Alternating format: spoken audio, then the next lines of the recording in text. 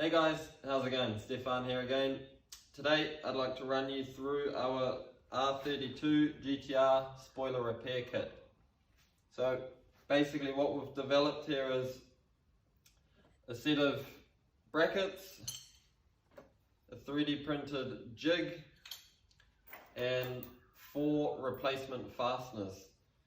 So as some of you might be aware, or some of you will soon find out, the original parts that come out of off the spoiler, I should say, there's a lot of moisture build up, and over 20, 25, 30 years the bolts and everything just has a hard time basically.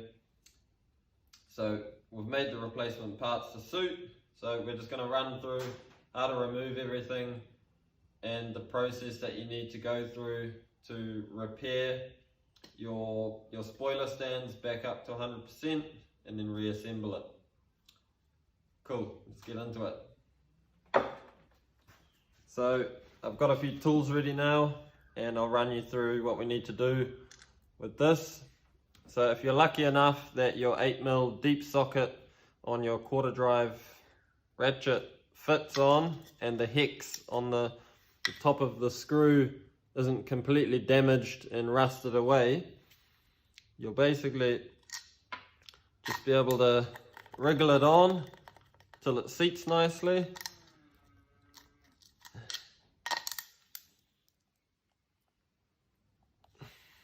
Put a lot of pressure on it. And just don't allow yourself to slip away from the screw when you're loosening it. Otherwise you'll potentially do more damage to the hex and then not get it out with the ratchet. Cool. So it's out now and you can see the hole is just full of just deteriorated material. Cool. So now that we've got that out, another way, if the hex is damaged, you can get something like vice grips. You can clamp those around the thread, wind it out that way. You're going to want to put a lot of force on with the vice grips so they don't slip on the thread. And another alternative is the vice. Just clamp it up in the vice as hard as you can and then rotate it around. And if all else fails, then get a nut, clean it up a bit with a die grinder or something. Just be careful of the surfaces in here. Drop a nut on, weld it on with a TIG welder or a MIG welder, and then loosen it. And just loosen it as fast as you can while everything's hot. And then yeah, that'll should come out. I haven't met one that won't come out yet, so if you're very unlucky, you may have that problem. Now, once that's done, you basically want to, I suppose a lot of you guys won't want to be painting it as well, so just, you can put tape around them and whatnot just to keep them a bit safe. So this one I just sandblasted because I need to repaint it anyway. And it gives you a nice just finish to work off, and especially on the inside, now that we need to resin the hole. So what we now do is we will drill the hole a little bit larger to 10mm, and then we're going to take this to our composite specialist, unless you are one, and then you're going to use the 2-component resin or whatever adhesive or resin or material basically that your composite specialist tells you. We don't recommend anything because it's all different all over the world. So take it to your composite specialist and just be done with it.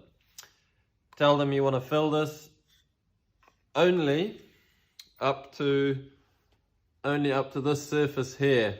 Do not overfill it, because the purpose of these is that once that resin has dried, you can place these in here, and these little these little protruding bits here, they locate within these, so you can't put it together wrong.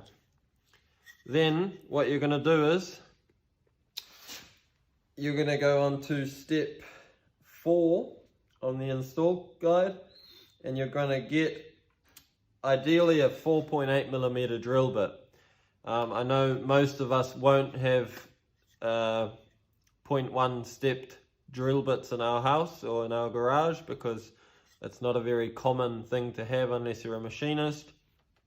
So you can take a 4.5 to start with, and then basically just plunge that 4.5mm drill bit through the hole, and then we want to go down 22mm from this top face. 22mm. So we would take our drill bit and would measure 22mm and would put a bit of tape around where you've measured to 22, just so the tape's at the front edge there, so that you know once you're drilling down you've gone through 22mm. And I take that back, 22mm plus the thickness of this, so you know that when that tape gets to this top face here, you've drilled 22mm deep in your spoiler bracket. Hopefully this isn't too confusing. Anyway, so if you've done a 4.8mm hole, then these are going to fit nicely back in, not a problem. And if you've done a 4.5, they're maybe going to be a little bit tight, hard to start, so you might just need to oversize the top of the hole a little bit. As mentioned, not all of us will have a 4.8mm drill bit, so you just got to make do with what you got and go from there. Now, yeah, the reason behind the smaller screw is we done this on purpose, because we know that if we're behind these parts and somebody goes and installs these in a loose hole and then something happens and then it's our fault, or someone blames us for something that's not really our problem, we thought we'd just make the screw smaller and then simply make the process, drill it up, put some resin in it, put the new fasteners in, and then everything's nice and fresh and new and strong. So once that's done, you got your new screws in, and then you can drop your brackets in the right way. And then you got your new brackets in, and everything's tickety-boo. And then you can basically just go and reassemble your spoiler. Grab some new seals while you're at it. I'll put the part numbers in the description below. 2 of each, 1 per side. And then yeah, you're good to go. Your R32 spoiler has then basically been rebuilt, and you're ready to roll again. Cool. Alright, cheers guys, thanks for stopping in. Like, comment, share, subscribe, do all of that stuff, and we're going to try and get on to making some more videos, especially install guides just on our products. It takes a bit of time, but we're going to try and make it somewhat simple and not get into too much editing, just try to talk through it as well as we can, and yeah, go from there. Alright, cheers guys, thanks for tuning in.